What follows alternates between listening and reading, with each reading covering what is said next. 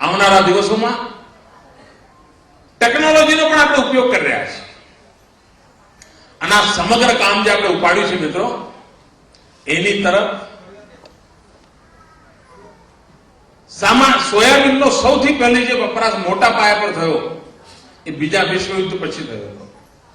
બીજા વિશ્વયુદ્ધ પછી જે ખાના ખરાબી થઈ, એમાં જે સૈન્ય પરિવારો હતા એમણે ઉભા થવા માટે જે પોષક આહારની જરૂરિયાત હતી, સેકન્ડ વર્લ્ડ વોર પછી ખાસ કરીને અમેરિકાએ પોતાના આ સૈન્ય બળોના પરિવારોને, શહીદોના પરિવારોને સોયાબીનની એક્સ્ટ્રા વ્યવસ્થાઓ કરીને પોષક આહાર માટેનું અભિયાન ચલાવ્યું હતું.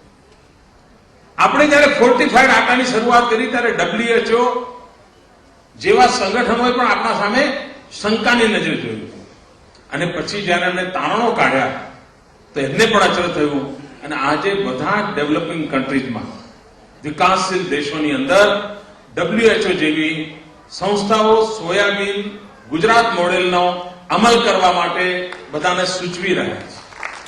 એટલું જ નહીં, 2 વર્ષ પહેલા ભારત સરકાર આખી ગુજરાત આવી હતી. ત્યારના મંત્રી શ્રીમાન શરદ પવાર અને મિસ્ટર સહાય, આ 2 મંત્રીઓ અહીં આવ્યા. આખા દેશમાંથી આ વિભાગના સચિવો અહીં આવ્યા હતા. સમગ્ર ફોર્ટિફાઈડની પ્રોસેસ શું છે એનું અધ્યયન કર્યું હતું. પોષક આહાર એમણે જમ્યા પણ હતા. જે પરિવારોમાં 6 મહિનાથી આ પ્રયોગ ચાલતો હતો એવા પરિવારોની મુલાકાત લીધી હતી. જે સસ્તા અનાજની દુકાનમાં વિતરણ વ્યવસ્થા ચાલતી હતી, આખી ચેઇનનો અભ્યાસ કર્યો હતો.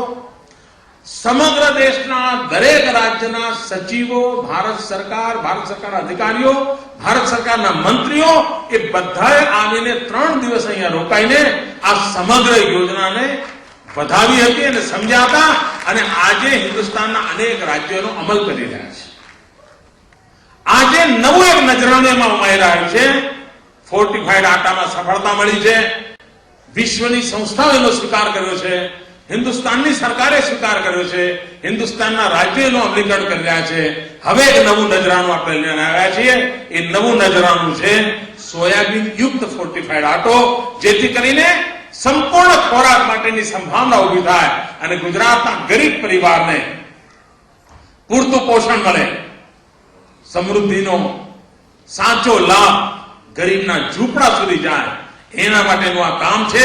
અને કામને સમગ્ર રાજ્ય વધાવી લે, ટ્રાન્સપરન્સી રહે, ક્યાંય બીજી કોઈ બેઈમાની ન થાય અને એટલા માટે ટેકનોલોજીનો પૂરેપૂરો ઉપયોગ કર્યો છે. બારકોડની વ્યવસ્થા કરી છે. આ બારકોડની વ્યવસ્થાના કારણે એ થેલી ક્યાંથી ક્યાં જઈ રહી છે એ આખું કમ્પ્યુટર પર આપ આવતું જશે. થેલી જ્યાં પણ જશે તેની બધી ખબર પડવાની છે. આની પૂરી વ્યવસ્થા સાથે ટેકનોલોજીનો ઉપયોગ કરીને આ વ્યવસ્થા ઉભી કરવાનો પ્રયાસ કર્યો છે. આજે 6 એપ્રિલ અમારા બધાના માટે આનંદનો વિષય, કારણ કે 30 વર્ષની જવાન અમારી પાર્ટી આ દેશના ગરીબોના કલ્યાણ માટે વિચાર કરીને હિન્દુસ્તાનમાં સૌથી પહેલી વાર સોયાબીનનો આટો ગરીબના ઘરમાં પહોંચે એવા પ્રકારનું ભગીરથ કામ આપણે ઉપાડ્યું છે. જ્યારે મેં આ યોજના પ્લાનિંગ કમિશન સામે મૂકી હતી ત્યારે પ્લાનિંગ કમિશનના લોકોને પણ આશ્ચર્ય થયું અને એમણે સામે ચાલીને કહ્યું હતું કે પ્લાનિંગ કમિશન ગુજરાતની આ યોજના સફળ થાય એના માટે પૂરેપૂરી મદદ કરશે.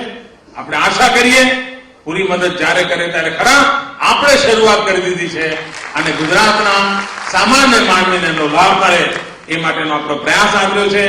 ગુજરાતના મારા ગરીબ પરિવારજનો, ગુજરાતના મારા છેવાડાના પરિવારો, ગુજરાતની આવતીકાલ સમયમાં મારા નાના નાના ભૂલકાઓ, એમના શારીરિક વિકાસ માટે, એમના માનસિક વિકાસ માટે સરકારનો એક પ્રયાસ, સરકારે આરંભ કરેલી આ નવતર પૂજા આ ગરીબોના કલ્યાણકારી નિર્માણ થશે એવા પૂરા વિશ્વાસ સાથે આજે આ યોજના સમગ્ર રાજ્યમાં એનો આરંભ થઈ રહ્યો છે.